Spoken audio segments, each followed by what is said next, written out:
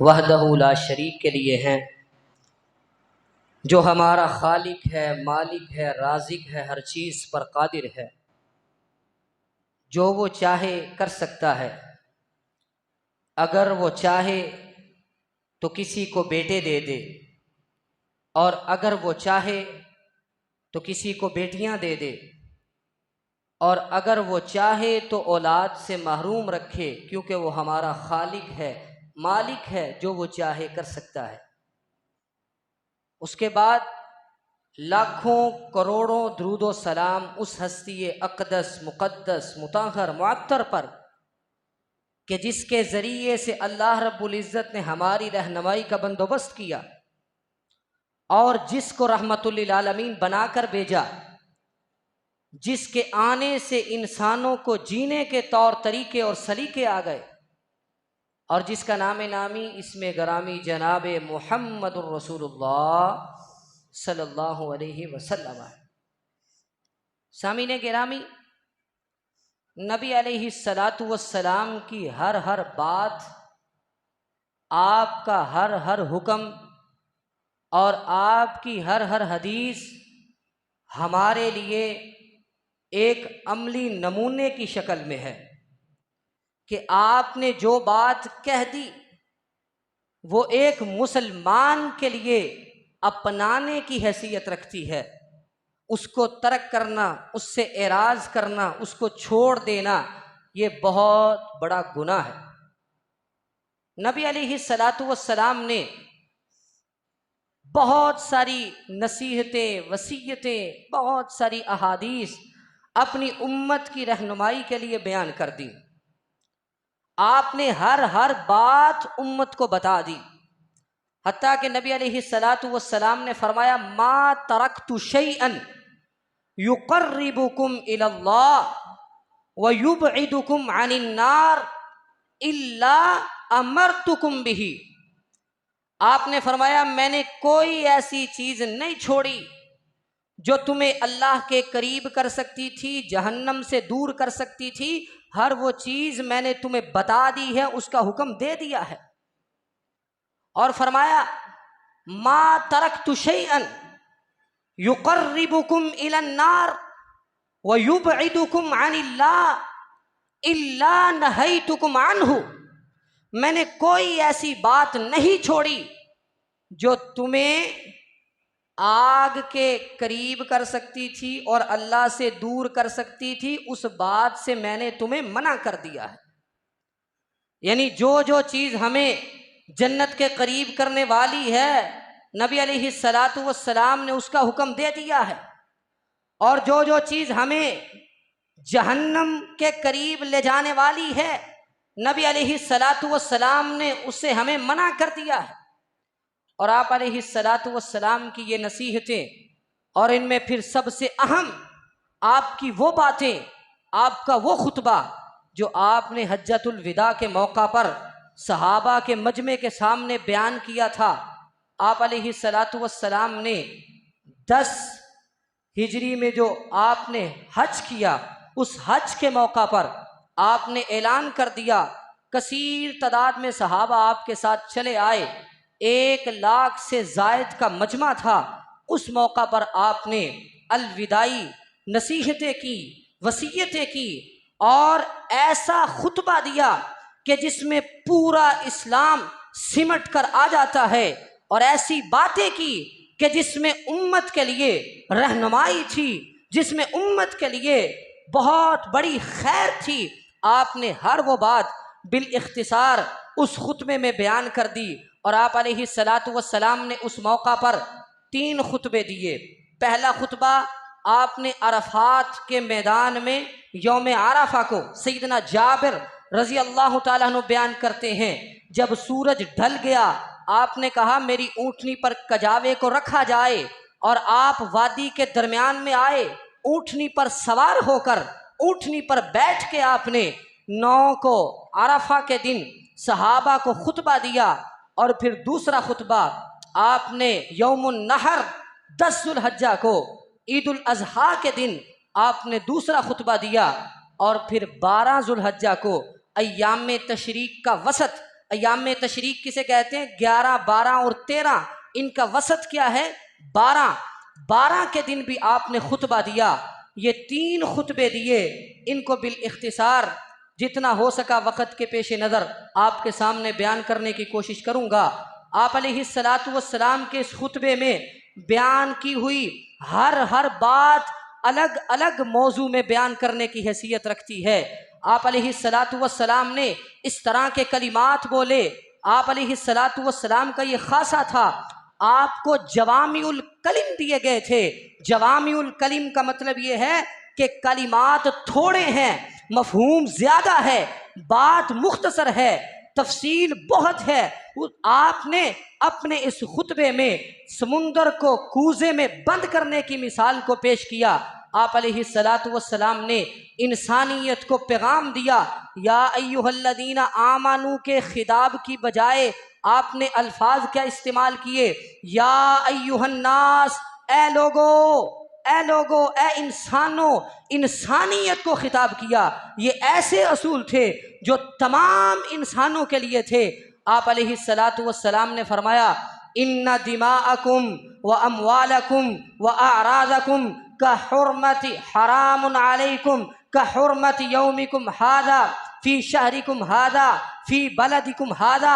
आप अलैहिस्सलातु वस्सलाम ने फरमाया, ए लोगो, तुम्हारा खून, तुम्हारा माल और तुम्हारी इज्जत एक दूसरे पर इस तरह हराम है कि जिस तरह आज के इस दिन की हुर्मत है, जिस तरह इस महीने की हुर्मत है, जिस तरह इस शहर की हुर्मत है।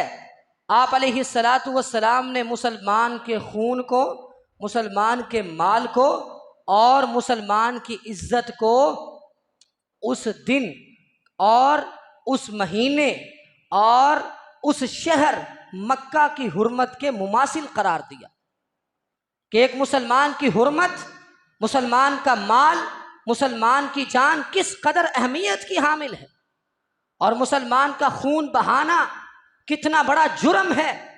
अल्लाह रब्बुल इज़्ज़त ने फरमाया, वमन यक़्तुल मुअमिनन मुतअम्मिदन फजज़ाउहु जहन्नम खालिदन फीहा व ग़ज़िबल्लाहु अलैहि व लअनहु व अअद्द लहु अज़ाबन अज़ीमा।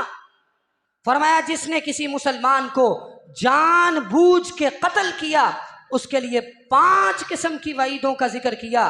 पहली क्या? फजज़ाउहु जहन्नम, उसकी सज़ा ये है कि वो जहन्नम में रहेगा, खालिदन फीहा, और दूसरी उसकी सज़ा ये है कि उसने इतना बड़ा जुर्म किया है कि वो हमेशा हमेश जहन्नम में रहने का मुस्तहिक है। और तीसरी बात, ग़ज़िबल्लाहु अलैहि, अल्लाह का उस पर गज़ब होता है। और चौथी बात, अल्लाह की उस पर लानत और फटकार होती है।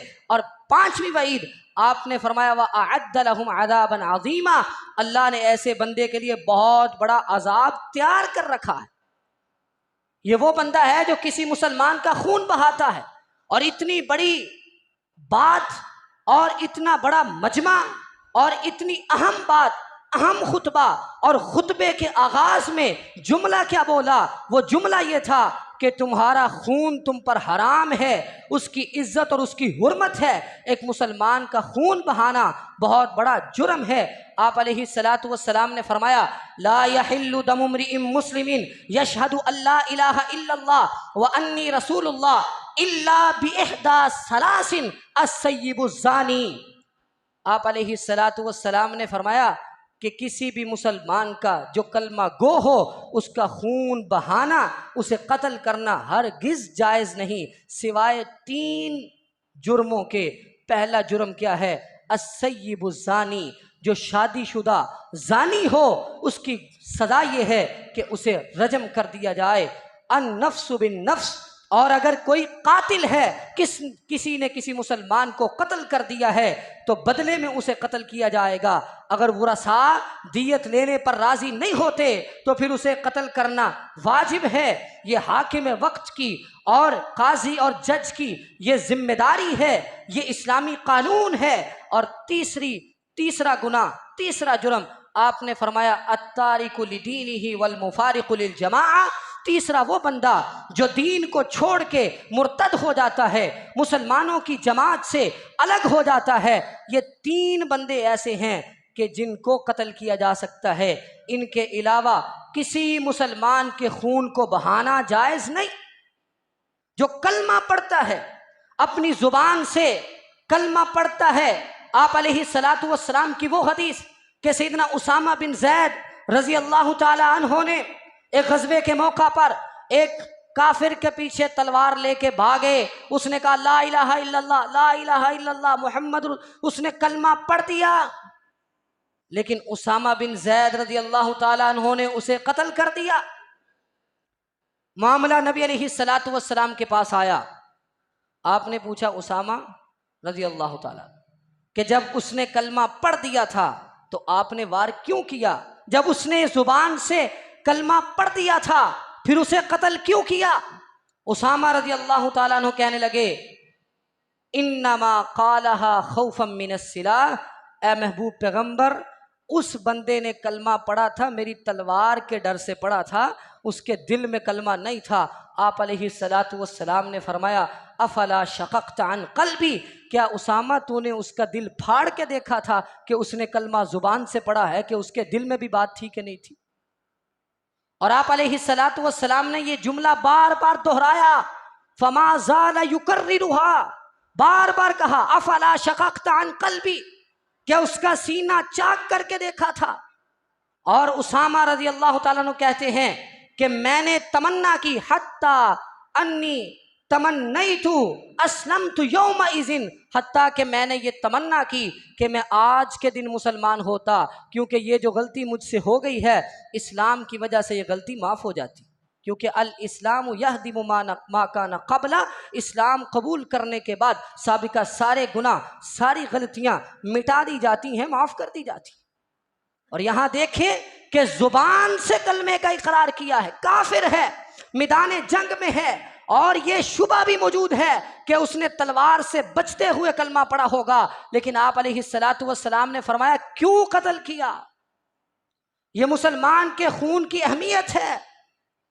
कुल्लुल मुस्लिमी अलल मुस्लिमी हराम दमुहु व मालुहु व इर्दुहु, आप अलैहिस्सलातु वस्सलाम ने फरमाया एक मुसलमान दूसरे मुसलमान के लिए हुर्मत के लायक है, उसका एहतराम है, उसका माल भी हुर्मत के लायक है, उसकी जान भी हुर्मत के लायक है, उसकी इज्जत भी हुर्मत के लायक है। ये एक मुसलमान का मुकाम है, ये एक मुसलमान का एहतराम है। तो आज मुसलमान का खून तो दूर की बात कि मुसलमान का खून मुसलमान करे, ये कितना बड़ा जुर्म है। लेकिन आज फ़लस्तीन के अंदर, गज़ा के अंदर किस तरह मुसलमानों का खून, यहूदी किस तरह मुसलमानों को काट रहे हैं, मुसलमानों के अंदर जो है मुसलमानों की बिल्डिंगों पर, घरों पर, उनके इलाकों पर किस तरह बमबारी कर रहे हैं, कि मुसलमान के खून की कितनी अहमियत थी, कि मुसलमान की इज्जत और एहतराम और मुसलमान का खून, इसको बचाने के लिए सहाबा की जमातें हरकत में आ जाया करती थी। एक मुसलमान को बचाने के लिए आप अलैहिस्सलातु वस्सलाम जिहाद का, जंग का ऐलान कर दिया करते थे। सैयदना उस्मान रज़ी अल्लाह ताला अन्हु की शहादत की खबर आई सुलह हुदैबिया के मौका पर, आप अलैहिस्सलातु वस्सलाम ने फरमाया यहाँ से उस्मान रज़ी अल्लाह ताला अन्हु के खून का बदला लिए बगैर हम वापस नहीं जाएं। एक मुसलमान के खून की अहमियत है। मन क़तल नफ्सन बिग़ैरि नफ्सिन औ फ़सादिन फ़िल अर्ज़ फ़कअन्नमा क़तल अन्नास जमीआ व मन अहयाहा फ़कअन्नमा अहया अन्नास जमीआ। अल्लाह रब्बुल इज़्ज़त ने फरमाया कि जिसने किसी एक जान को नाहक कत्ल किया, इतना बड़ा गुनाह है कि गोया कि उसने पूरी इंसानियत को कत्ल कर दिया। और आज उम्मत मुस्लिमा खामोश बैठी है, उम्मत मुस्लिमा हाथ पे हाथ धरे बैठी इंतजार कर रही है कि कब कोई मौजिज़ा आए। याद रखें, जब ईमान हो, जब तुम में तवक्कल हो, जब हमारे अंदर जज्बा हो, हमारे अंदर ये हिम्मत आए कि हमने अपने मुसलमान भाइयों की हिफाजत करनी है, फिर मौजिज़े भी आते हैं, अल्लाह की मदद भी आती है। बदर के मौका पर फरिश्ते आए थे, लेकिन तब आए थे जब सहाबा मैदान जिहाद में उतरकर तलवार लेकर काफिर के पीछे भाग निकले थे। अल्लाह चाहता तो सहाबा को बदर में ना बुलाता, फरिश्तों को भेजता और सारे के सारे काफिरों को निस्तो नाबूद कर देता। लेकिन अल्लाह रब्बुल इज्जत का भी कानून है कि मदद और नुसरत आएगी, लेकिन तुम्हारे तवक्कुल को देखा जाएगा, तुम्हारे जज्बे को देखा जाएगा कि तुम्हारे अंदर क्या है, कि तुम्हारे अंदर तड़प और तुम्हारे अंदर दर्द है कि नहीं है। और अखुव्वत इसको कहते हैं। चुभे कांटा जो काबुल में तो हिंदुस्तान का हर पीरो जवां बेताब हो जाए, अखुव्वत इसका नाम है। आज इन हदबंदियों ने, आज हदूद ने, इस्लामी मुमालिक की तकसीम ने हमें अपने ही मुल्क की हद तक सोचने पर मजबूर कर दिया है। हम कहते हैं कि वहां मुसलमान कटता है तो कटे, हम तो महफूज हैं। जरा तसव्वुर करके देखें कि आप अपने बंद कमरे में बैठे हों और आपको यह खदशा हो कि अभी चंद लम्हों में बम गिरने वाला है, मिसाइल चलने वाला है, गोलाबारी होने वाली है, आपकी मौत आपकी आंखों के सामने हो। तसव्वुर करें आपकी कैफियत क्या होगी, आपका दिल कैसे कांपेगा। यही हालत वहां के मुसलमानों की है कि जिनका खून पानी की तरह बहाया जा रहा है, जिस खून की हिफाजत और हुर्मत का दरस आप अलैहिस्सलातु वस्सलाम ने अपने खुतबा हज्जतुल विदा में दिया। और वो जमीन, जिस जमीन पे मुसलमानों का खून बहाया जा रहा है, वो जमीन है बारकना फीहा लिल आलमीन। अल्लाह रब्बुल इज्जत ने उस सरजमीन का कुरान पाक में 17 बार तज़किरा किया और जा बजा यह भी कहा कि वो जमीन बाबरकत है, उस जमीन को हमने बाबरकत बनाया है। और उस जमीन पर जो मुसलमानों का खून बहाया जा रहा है वो किस कदर खतरनाक है। और वो ज़मीन, जिस ज़मीन के बारे में नबी अलैहिस्सलातु वस्सलाम ने फरमाया, मुस्नद अहमद के अंदर रिवायत मौजूद है, अर्दुश शामी अर्दुल महशर वल मंशर। आपने फरमाया वो शाम की ज़मीन है जिस पे मैदान महशर को सजाया जाएगा, जहां महशर कायम होगा। उस ज़मीन पर महशर कायम किया जाएगा। और शाम, मौजूदा शाम तो मुख्तसर हो गया है। अल्लाह के पैगंबर अलैहिस्सलातु वस्सलाम के अंदर शाम जो था वो फैला हुआ था। मौजूदा लबनान भी शाम के अंदर है, और इसी तरह उर्दन भी शाम के अंदर है, सूरिया भी शाम के अंदर है, और इसी तरह फ़लस्तीन भी शाम के अंदर है। और ये वही सरजमीनें हैं कि जिनके बारे में बाबरकत होने का ऐलान किया गया है। और ये वही सरजमीन है जहां खून बहाया जा रहा है, जहां अल्लाह रब्बुल इज़्ज़त ने कसीर तादाद में अंबिया को भेजा। और यह वही ज़मीन का टुकड़ा है कि जिस टुकड़े को वो शरफ़ हासिल है जो कायनात के अंदर ज़मीन के किसी दूसरे टुकड़े को शरफ़ हासिल नहीं। वो शरफ़ क्या था कि उसी सरजमीन पर अल्लाह रब्बुल इज़्ज़त ने मिराज की रात तमाम अंबिया को एक जगह पर जमा किया। और आप अलैहिस्सलातु वस्सलाम फरमाते हैं, मैं भी था, फ़हानतिस्सला फ़अम्ममतुहुम, नमाज का वक्त हो गया तो मैंने तमाम अंबिया की इमामत करवाई। तमाम अंबिया का जमा होना उस ज़मीन के टुकड़े में है जहां मुसलमानों के साथ, मुसलमानों पर जुल्म हो रहा है, मुसलमानों को काटा जा रहा है। और किस तरह मुसलमान बच्चों को, उन यहूदियों का मिशन क्या है कि मुसलमानों को सफ़ा हस्ती से मिटाया जाए और मुसलमानों को डराया जाए, मुसलमानों पर किस तरह हमले होते हैं। और याद रखें, इन सारी चीज़ों का सबब भी हम खुद हैं, हमारी अपनी कमियां और कुताहियां हैं।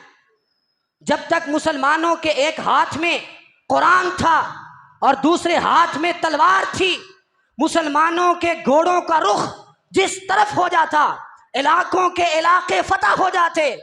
लेकिन आज मुसलमान बुज़दिल, कमजोर होकर बैठ गए। 57 इस्लामी मुमालिक अपने अपने मफाद की जंग लड़ रहे हैं, एक मुत्तफका मफाद नहीं। और इस्लाम का गलबा उनके पेशे नजर नहीं। अगर सारे इस्लामी मुमालिक इकट्ठे हो जाए तो क्या है जो हासिल नहीं किया जा सकता।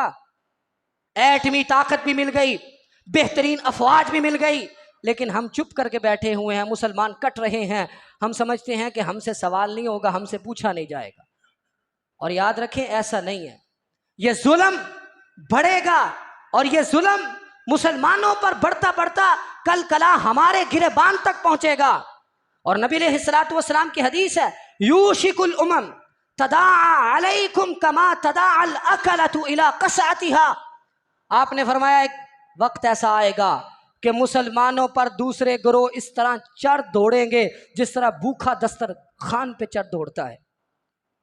और सहाबा ने पूछा, क़ाल क़ाइलुम मिनहुम नहनु क़िल्लतिन, अल्लाह के पैगंबर क्या हम उस दिन थोड़े होंगे? आपने फरमाया नहीं, बल अंतुम यौमइदिन कसीरुन, बल्कि उस दिन तुम्हारी तादाद बहुत ज्यादा होगी। तो फिर वजह क्या है, सबब क्या है? आपने फरमाया वलाकिन्नकुम गुसाउन का गुज़ा इस्सैल, लेकिन तुम्हारी ताकत और क़ुव्वत और तुम्हारी जो तादाद है वो इस तरह होगी जैसे सैलाब के पानी के ऊपर झाग होती है, उसकी कोई हैसियत नहीं होती, वो बैठ जाती है, मिट जाती है, ख़त्म हो जाती है। और फरमाया वाला यंज़िअन्नल्लाहु मिन सुदूरि उदुव्विकुमुल महाबत मिनकुम, और उस वक़्त तुम्हारे दुश्मन के दिलों से तुम्हारा रोब और दबदबा ख़त्म कर दिया जाएगा, और तुम्हारे दिलों में वाला यक़ज़िफ़न्नल्लाहु फ़ी क़ुलूबिकुमुल वहन, तुम्हारे दिलों में वहन की बीमारी आ जाएगी। और वो खौफ और वो रोब और वो दबदबा जो मुसलमानों का ऐसा था कि जिसके बारे में नबी अलैहिस्सलातु वस्सलाम ने फरमाया कि मैं अभी 1 महीने की मुसाफत से दूर होता हूं, दुश्मन के दिल में रोब बैठ जाता है, दुश्मन कप कपाना शुरू हो जाता है। और सहाबा के दौर में भी हमने यही नमूने देखे कि लश्कर मदीने से रवाना हुआ, कुफ्फार घुटने टेकने के लिए तैयार हो गए। ये इस्लामी लश्कर का रोब और दबदबा था। आज हमारी कमियों और कुताहियों की वजह से, हमारी बदअमालियों की वजह से, हमारी कुरान और कानून और दस्तूर से दूरी की वजह से अल्लाह रब्बुल इज़्ज़त ने मुसलमानों के रोब और दबदबे को ख़त्म कर दिया। और कुफार अपनी मर्जी से जब चाहते हैं, जिस पर चाहते हैं, जिस इस्लामी मुल्क पर चाहते हैं जुल्म करते हैं। अक़वाम मुत्तहिदा और यूएनओ खामोश बैठी, कोई फैसला नहीं आ रहा। अगर यही जुल्म किसी ईसाई पर हो रहा होता, किसी यहूदी पर हो रहा होता, किसी गैर मुस्लिम मुल्क पर हो रहा होता, तो हुकूमत जो अक़वाम मुत्तहिदा है और अक़वाम आलिम है हरकत में आ जाती, कानून बन जाते, ज़ाबिते बन जाते। लेकिन दुनिया के अंदर जब भी जुल्म की दास्तां सामने आती है, और पिछले सालों में नजर दौड़ा के देखें, ये पहला जुल्म नहीं, इससे पहले कई बार फलस्तीन के अंदर मुसलमानों का खून बहाया गया, क्योंकि उन्हें पता है कि मुसलमान अब सामने आने वाले नहीं। हालांकि हमारा ये शेवा और तरीका था कि एक औरत की इज्जत को बचाने के लिए इस्लामी लश्कर हरकत में आ जाया करते थे। लेकिन आज हम दबे पांव अपने घरों में बैठे हुए हैं कि हम बच जाएं, हमारी जान महफूज है, हम तो महफूज हैं, वो मरते हैं मरते रहें, हमें तो कुछ नहीं हो रहा। उनके बम्बों की जो आग है वो हमारे घरों तक तो नहीं पहुंच रही। याद रखें, ये मुसलमान का खून था जिसको आपने बचाने के लिए, जिसकी हिफाजत के लिए आपने अपने आखिरी खुतबे में भी इसी का हुक्म दिया। और ये सबसे अहम चीज, और हमें अब हम कहते हैं हम क्या कर सकते हैं, हम कैसे वहां पहुंचे, हम कैसे हमला करें। याद रखें, कम अज कम कुछ नहीं कर सकते तो इसराइली मसनूआत का बाइकाट ही कर। बाज लोग तो ऐसे अपने जायके के लिए, अपनी लज्जत के लिए उनकी बनाई हुई अशिया को खाते भी हैं, पीते भी हैं और फिक्र नहीं करते। हजरात ये बात याद रखें, ये उन बच्चों का खून है और इन्हीं से कमाया हुआ पैसा वो असलहा खरीद कर उन्हीं बच्चों को शहीद कर रहे हैं। ये आपका हज्जतुल विदा का खुतबा जो था, उसका पहला जुमला ही ये था कि मुसलमान का खून सबसे बढ़कर है, बाकी बातें बाद में है। और दूसरी बात आपने क्या की, वह अम्वालकुम, तुम्हारे माल भी हुर्मत वाले हैं, कोई किसी के माल पर डाका नहीं डाल सकता। या अय्युहल्लज़ीना आमनू ला ताकुलू अम्वालकुम बैनकुम बिल बातिल, बातिल तरीके से माल ना खाओ। और दूसरे मुकाम पर फरमाया वतुदलू बिहा इलल हुक्काम, और तुम हाकिमों के पास जाते हो, काजियों के पास जाते हो, जजों के पास जाते हो, रिश्वत देकर जायदाद अपने नाम लगवा लेते हो, समझते ये हो कि फैसला मेरे हक में हो गया है, अब ये ज़मीन और जायदाद मेरी है।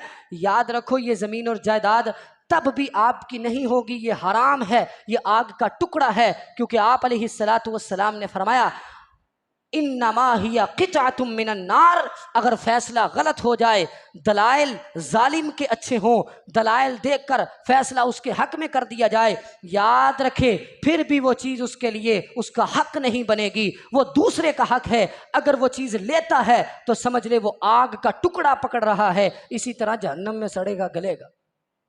और आप अलैहिस्सलातु वस्सलाम, आज हम माल के अंदर देखते नहीं हैं एक एक बलिश। आप अलैहिस्सलातु वस्सलाम ने फरमाया, माल की नसीहत इस वजह से की कि माल की वजह से भी बड़े फसाद होते हैं। आपने फरमाया, मन अखज़ शिब्रम मिनल अर्ज़ ज़ुल्मन फ़इन्नहु युतव्वक़ुहु यौमल क़ियामा मिन सब'i अर्ज़ीन। जिस किसी ने किसी की एक बालिश जमीन पर भी कब्जा किया, याद रखो कल क़यामत के दिन 7 जमीनों का तोक बना के उसके गले में डाल दिया जाए। और माल की हुर्मत बहुत है, मुसलमान का माल बहुत अहमियत का हामिल है। इसीलिए तो चोर की सजा इतनी सख्त रखी है, अस्सारिक़ु वस्सारिक़तु फ़क़्तउ अयदियहुमा, हाथ काट दो चोर का। वजह क्या है कि मुसलमान का माल बहुत मोहतरम है। धोखाधड़ी, फराड, चोरी, डाका, ये सारी चीजें माल बातिल तरीके से खाने में आती। धोखा दे के खा लेने से ये ना समझो कि माल मेरा हो गया, उसका जवाब देना पड़ेगा। और इसी तरह माल इतना मोहतरम है कि कर्जदार कर्ज लेने वाले को कर्ज वापस करने की तलकीन की। और इसीलिए आपने फरमाया कि जब शहीद इस दुनिया से रुखसत होता है उसका हर गुनाह माफ़ कर दिया जाता है, इल्ला दैन, सिवाय कर्जे के। क्यों? क्योंकि वो किसी दूसरे का माल था, इसकी जिम्मेदारी थी, ये वापस अदा करता। आज हम कर्जा लेते हैं इस नीयत से कि वापस नहीं करना, ये मुसलमान का माल है। और याद रखो, अगर माल का एहतराम किया जाए और खून का भी एहतराम किया जाए तो बहुत सारे फसाद ख़त्म हो जाएंगे। फिर इसके बाद तीसरी चीज़ जो आपने जिक्र की, फरमाया व अराज़कुम, वो तुम्हारी इज्जत है। तुम्हारी इज्जत और एहतराम सब पर लाजिम है। हम ये ना समझे कि निचली ज़ात वाला है तो उसकी कोई इज्जत नहीं, इज्जत और एहतराम सिर्फ मेरा है, ऐसा नहीं। तमाम मुसलमानों की इज्जत है, तमाम मुसलमानों का एहतराम है। यूं खड़े दोस्तों में, बाजार में, गली में आप किसी की इज्जत को तार तार नहीं कर सकते, अपनी जुबानों के नश्तर नहीं चला सकते। आप अलैहिस्सलाम, आज हम बोलते हुए सोचते नहीं हैं, हम समझते हैं कि हमने इसकी इज्जत को तार तार किया, मेरी बड़ी वाह हो गई। याद रखो, हल यकुब्बुन नासु फिन्नारी यौमल क़ियामा अला मनाखिरिहिम इल्ला हसाइदु अलसिनतिहिम। आप अलैहिस्सलातु वस्सलाम ने फरमाया, कल क़यामत के दिन बहुत सारे लोगों को नथनों के बल, मुंह के बल जहन्नम में गिराया जाएगा। वजह और सबब क्या है? वजह और सबब उनका यह है कि उन्होंने अपनी ज़ुबान के इस्तेमाल को कभी किसी की इज़्ज़त को तार करने में यूज़ किया, कभी उन्होंने अपनी ज़ुबान जो है किसी की इज़्ज़त और एहतराम, कभी गीबत, कभी चुगली, कभी बहतान, कभी इल्ज़ाम। तो ये इज्जत ही महफूज है कि गीबत भी हराम है, चुगली भी हराम है, और इसी तरह झूठ को भी हराम किया गया, और इसी तरह बहतान और इल्ज़ाम को भी हराम किया गया। वजह और सबब क्या है कि किसी दूसरे की इज्जत पर हमला ना किया जाए। और याद रखो, नबी अलैहिस्सलातु वस्सलाम ने फरमाया, ला युमिनु अहदुकुम हत्ता युहिब्बा लि अखीहि मा युहिब्बु लि नफ्सी। आप तब तक कामिल मोमिन नहीं हो सकते जब तक आप अपने लिए वो पसंद जो करते हैं वो अपने भाई के लिए ना करें। आप ये पसंद करते हैं कि बड़े बाजार में आपकी कोई इज्जत तार तार करके चला जाए? आप ये पसंद करते हैं कि चंद दोस्त बैठे हों, एक आने वाला आए और आपकी बेइज्जती करके आप पे इल्ज़ाम और बहतान लगा के चला जाए? नहीं। तो अपने भाई के लिए भी ये पसंद, ऐब है, गलती है, अकेले में समझाओ, अकेले में बताओ, उसकी इस्लाह करो। बड़े बाजार में बहतान और इल्ज़ाम लगाने से, किसी की इज्जत पर हमला करने से आप कुछ नहीं कमाओगे, आपके अपने नामा अमाल को खुद मिटाओगे, अपने अजर और सवाब को ज़ाया करोगे। तो मुसलमान का खून, मुसलमान का माल और मुसलमान की इज्जत, इन तीनों चीज़ों की हिफाजत और हुर्मत का आपने हुक्म दिया। फिर उसके बाद आपने अपने इसी खुतबे के अंदर सूद को हराम किया। आपने फरमाया, अला कुल्लु शैइन मिन अम्रिल जाहिलिया मौज़ूउन व रिबल जाहिलिया मौज़ूउन व दिमाउल जाहिलिया मौज़ूआ। आपने फरमाया जाहिलियत का सारा सूद आज के बाद खत्म हो गया, आज के बाद सूद के जवाज की कोई शक्ल नहीं। और फरमाया सबसे पहले जिस सूद को मैं खत्म करता हूं वो अब्बास रजी अल्लाह ताला अन्हु का सूद है कि उन्होंने भी लोगों से सूद लेना था। आपने फरमाया सबसे पहले मैं अपने ख़ानदान से इब्तिदा करता हूँ कि जो सूद उन्होंने लोगों से लेना है वो सारे का सारा ख़त्म हो गया, किसी से सूद नहीं लेंगे, सिर्फ फलकुम रुऊसु अमवालिकुम, जो असल माल है वो ले लो, सूद हराम है। फ़अज़नु बिहर्बिम मिनल्लाहि व रसूली, अगर सूद लोगे तो अल्लाह और उसके रसूल के साथ जंग का ऐलान करोगे। सूद को हराम कर दिया। और आपने इसी खुतबे में ये कहा फत्तकुल्लाह फिन्निसा फ़इन्नकुम अख़ज़्तुमूहुन्ना बिअमानिल्लाह वस्तहलल्तुम फ़ुरूजहुन्ना बिकलिमतिल्लाह। आपने फरमाया अपनी बीवियों के मामले में अल्लाह से डरो, उनके साथ इंसाफ करो, उनके साथ अखलाक के साथ पेश आओ, उन पर तुम्हारे हकूक हैं और तुम पर उनके हकूक हैं, तुम उनके हक अदा करो, वो तुम्हारे हक अदा करें। क्योंकि जाहिलियत के अंदर औरत पर बड़ा जुल्म होता था और औरत को विरासत से महरूम कर दिया जाता था, औरत को हर शय से महरूम कर दिया जाता था। और आज औरत आज़ादी का नारा लगाती है। आज मगरिब से मुतासिर होने वाली औरत ये कहती है कि इस्लाम ने हमें हक नहीं दिया। याद रखो इस कायनात के अंदर जितने भी मज़ाहिब हैं, अगर किसी ने सबसे ज़्यादा सही तरीके से औरत को हकूक दिए हैं तो वो इस्लाम है। इस्लाम ने जो जो हक औरत का था उसे दे दिया और उसे घर की मलका और शहजादी बना दिया।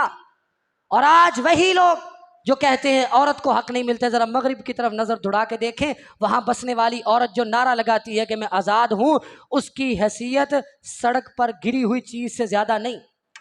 जब चाहे उसे उससे फ़ायदा उठा लिया जाता है, जब चाहे उसे जलील और रुसवा कर लिया जाता है। ये नारा लगाने वाली एक खामद की खिदमत नहीं करती, बल्कि दफ्तर में जाके 20 अफराद की खिदमत करती है। ये इज़्ज़त इस्लाम ने ये वाली इज़्ज़त नहीं दी, इस्लाम ने घर की मलका और शहजादी बनाया है और इसी तरह उसको शहजादी बनाकर रखने का आपने हुक्म दिया है। दोनों तरफ मियाँ बीवी आपस में एक दूसरे के हकूक़ किया, ये एक मुस्तकिल मौजू है, लेकिन आपने ये बात भी बयान की। फिर उसके बाद आपने कहा कि मेरे बाद अगर किताबुल्लाह को थाम लोगे तो कभी भी गुमराह नहीं होगे। किताबुल्लाह को थाम लो और अल यौमा अकमलतु लकुम दीनकुम, आज के दिन दीन मुकम्मल हो गया। और जैसे मैंने शुरू में आगाज में हदीस पढ़ी, जो जो चीज़ जन्नत में ले जाने वाली थी आपने बता दी और जहन्नम से दूर करने वाली थी आपने बता दी। हमें किसी और की हाजत नहीं, किसी और बात की हाजत नहीं, हमें कुरान और सुन्नत काफ़ी है। और इमाम मालिक रहिमहुल्लाह फरमाते हैं मन इब्तदा फिल इस्लाम फ़क़द खान रिसाला, जिसने इस्लाम में समझा कि शायद ये कमी रह गई है, शायद ये बात कम रह गई है, ये भी आ जानी चाहिए थी, उसने एक नया काम ईजाद किया, उसने रिसालत में खयानत की। क्योंकि आपने ये कह दिया कि दीन मुकम्मल है, कामिल है, अकमल है। और आपने जो 12 ज़ुल्हिज्जा को खुतबा दिया, आपने उस खुतबे में ये कलिमात भी बोले। आपने कहा अला, खबरदार हो जाओ, ला फज़्ल लि अरबिय्यिन अला अजमी वला लि अजमिय्यिन अला अरबी वला लि अस्वद अला अहमर वला लि अहमर अला अस्वद। आपने फरमाया लोगो खबरदार हो जाओ, किसी अरबी को किसी अजमी पर कोई फ़क़ीयत नहीं और किसी अजमी को किसी अरबी पर, किसी अरबी को किसी अजमी पर कोई फ़क़ीयत नहीं, इल्ला तक़वा, सिवाय तक़वे के। और तक़वा क्या है? इन्न अक्रमकुम इंदल्लाहि अतक़ाकुम, अल्लाह के यहाँ भी सबसे ज़्यादा मुअज़्ज़ज़ वो है कि जिसका तक़वा ज़्यादा है। और आपने ये खुतबा दिया, खुतबा इरशाद करने के बाद, बयान करने के बाद आपने सहाबा से मुखातिब होकर ये पूछा हल बल्लग़तु, हल बल्लग़तु, ए मेरे सहाबा क्या मैंने तुम्हें पहुंचा दिया? और याद रखें वहां 1 लाख से जायद का मजमा था, यहाँ चंद 100 अफराद बैठे हैं, हमें स्पीकर की ज़रूरत पड़ रही है। अगर ये स्पीकर ना हो मेरी आवाज़ आखिर तक नहीं जाएगी। लाखों का मजमा था, 1 लाख से जायद लोग थे। बाज़ ने लिखा 1,44,000 का मजमा था, लेकिन तादाद ज़ाहिर है फ़र्क तो रह जाता है गिनती का। तो आप अलैहिस्सलातु वस्सलाम की आवाज़ हर सहाबी तक पहुंच रही थी। और साहबा फरमाते हैं हम खैमे में मौजूद थे, आपके खुतबे का एक एक लफ्ज हम समाअत कर रहे थे। ये अल्लाह की तरफ से मोजिज़ा सादर हुआ कि आपका ये पैगाम इतना अहम था कि एक एक सहाबी के कान तक आवाज़ पहुंची। इसीलिए आपने सबको मुखातिब करके पूछा, हल बल्लगतु, क्या मैंने अपनी बात को, दीन को तुम तक पहुंचा दिया? सहाबा ने जवाब दिया, अल्लाह के पैगंबर, अद्दई था, आपने हक अदा कर दिया, बल्लग था, आपने पहुंचा दिया। तो पैगंबर अलैहिस्सलातु वस्सलाम ने उंगली से इशारा किया, आसमान की तरफ इशारा किया, फिर सहाबा की तरफ इशारा किया, और अल्लाह रब्बुल इज़्ज़त के साथ आपने क्या बात की? आपने कहा अल्लाहुम्मा अशहद, अल्लाहुम्मा अशहद, अल्लाहुम्मा अशहद।